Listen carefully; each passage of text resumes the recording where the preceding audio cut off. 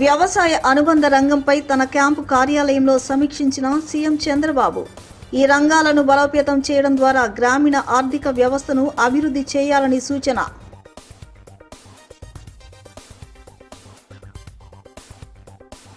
విద్యుత్ శాఖ ఉన్నతాధికారులతో సమీక్ష నిర్వహించిన మంత్రి గొట్టిపాటి. వాతావరణ మార్పులు, అధిక ఉష్ణోగ్రతల వల్ల విద్యుత్ అంతరాయాలు ఏర్పడుతున్నాయని వెల్లడి.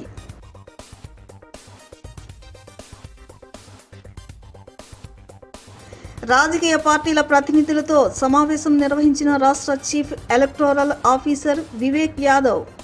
నిర్దిష్టమైన ఓటర్ల జాబితా రూపకల్పనకు అన్ని రాజకీయ పార్టీలు సహకరించాలని సూచన.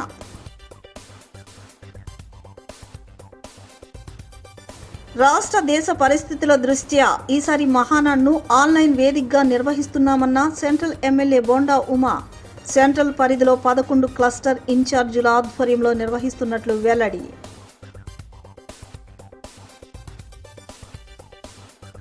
మైలవరం మండలం చండ్రగూడెం గ్రామంలో అకాల వర్షాలు, ఈదురుగాలులతో భారీ నష్టం. బాధితులను పరామర్శించిన మైలవరం ఎమ్మెల్యే వసంత వెంకట కృష్ణప్రసాద్. ఆదుకుంటామని హామీ.